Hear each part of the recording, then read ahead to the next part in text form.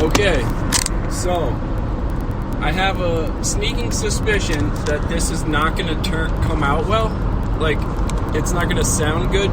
And forgive the, road. I have my GPS on. I'm driving. So forgive the instructions or, if she starts talking. So it's summer. It's August. The summer's coming to a close. It is winding down. And, well,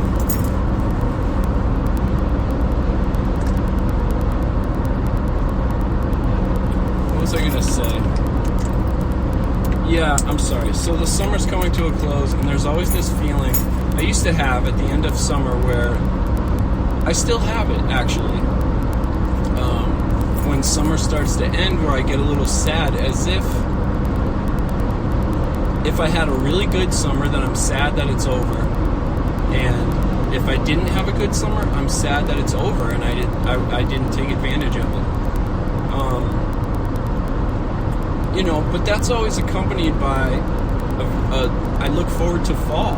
I still it's my favorite season. I love fall, but I get anxiety about fall because summer seems to be a time in my life where I don't have a lot of responsibility as far as obligations like birthdays and stuff go. It sounds very strange, but it's almost like a free time, summer for me. And September means Christmas and stuff, and there's anxiety with all that. So it's been not a great summer. This is the second summer without Rachel, and I don't know what to say. I miss her, obviously. Grief is a strange thing, and I think everybody is tempted to say, sometimes I want it, when I mention grief, I want to talk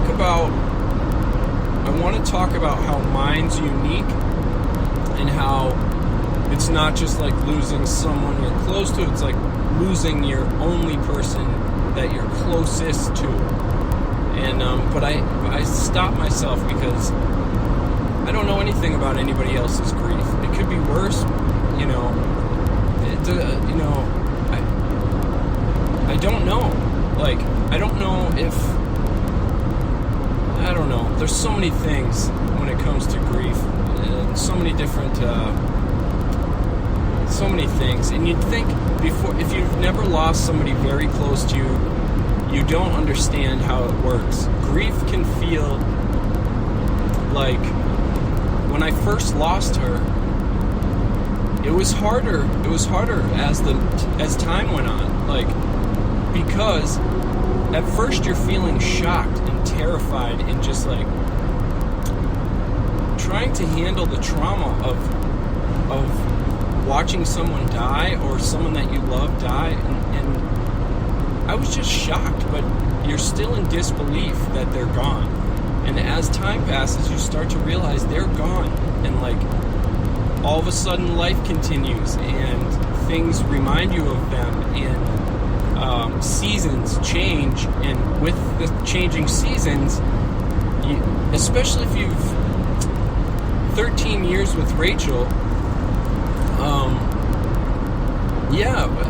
she was ingrained into my bones and my DNA, and so there's things that you wouldn't even imagine or think about while they're around that you'll miss when the seasons change, because the seasons changing affect all 5 of your senses, visually, and smells, and the way your skin feels, and sounds. It's a all-encompassing sensory experience in Massachusetts when the seasons change. So I do think smell and sound are the 2 things that can conjure up a lot of memory. I think they're attached to memory more than visual stimulation, because we have so much visual stimulation, and we're constantly having to pay attention to visual stimulation in order to survive and get along with our day and not run into things. And we're just constantly looking around when our eyes are open. But we're not always really paying attention to smell or the way our skin feels or the sounds around us. So music is a huge thing. It's a thing that definitely can drum up memories. Like if you hear the song that you heard at your first dance, when you first held someone's hand, or your first kiss, you'll remember that. Every time that song plays throughout your life, you'll remember that. And then, as long as you'll always remember that. The memory will change, and other things will possibly accompany that song, and things might change a little bit, but songs are are attached to memory big time. And so if you think about it that way, sounds are too. The sound of the leaves starting to fall off of the trees, the sounds of the birds, the sounds of just the air in general. It changes with the seasons big time. Just the way the air moves through the atmosphere, it sounds different. The way the wind comes through your window sounds different. The way rain falls sounds different. Winter certainly sounds different. Silence in winter sounds different than silence in summer. The air quality is different. So I think in winter you can hear things further away. If you hear a bird, you really notice it because there's not a lot of birds around. And I definitely notice it while walking through the woods, which is something I have started to do much more often this year. Like a lot, which is nice. And I don't do it for the sake of walking through the woods. I do it because I'm looking for species of trees that have fallen that I can use to make things.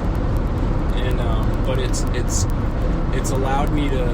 Well, it's the catalyst for me to walking through the woods. And I've noticed the difference between August and July, even in the woods. I've noticed the difference between obviously there's a huge difference. I spent a lot of time in the winter walking through woods looking for trees as well. I spent a lot of time in the fall doing the same. So the difference in the sound of the air is huge. And the difference between August and July is huge as far as the forest goes. So I don't know what the hell I'm talking about. I'm just rambling on right now. I guess I'm trying to avoid talking about my life, but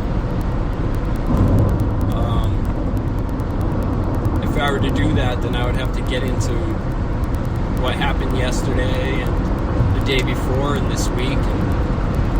I don't know. I just seem to not be proud of the way I'm doing things a lot of the time. And I don't know. Yeah, but I don't know. I'd like to change this podcast. Like every time I get on, I end up talking about Rachel and loss and everything. But I'd love to make a podcast. I'm not like a solemn guy for the most part. I'm usually like kind of a clown. So what I would love to do is make a podcast that's like more of a reflection of the kind of person I am, which would have to be something funny. And funny is hard to do when you're alone in this kind of forum. Add anybody to the mix and it would be better. But I do have a couple friends in mind that I have one friend in mind. I would love to get Adam on this podcast, just me and him. But he's worried that I'm going to talk about work-related issues or work-related like shenanigans, which I would not do. Part of the reason why they're funny is because they're just between me and him. But in that token, in the same breath, like we don't have to talk about work. Like I feel like when I'm hanging out with that kid, everything's funny. So We'll see. I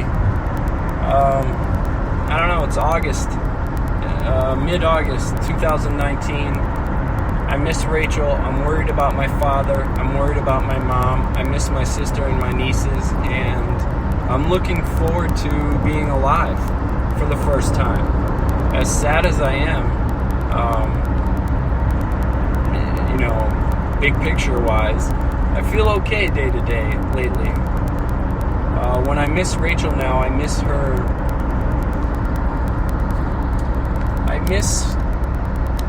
I don't think about her being sick as much, and I was stuck on that for a long time. I miss Rachel. I miss all of Rachel, sick or not, but I really miss healthy Rachel.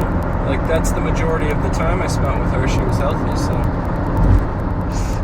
But yeah, it's really nice out today. I am driving. I apologize for the poor quality noise. I apologize for the lack of subject matter. And I apologize if you've listened to this whole thing waiting for the profound moment. Today there is none. So carry on. And yeah. Next time I cast, I think I'll cast under a new show completely, which will allow me to open the topics a little bit. All right, that's it for today.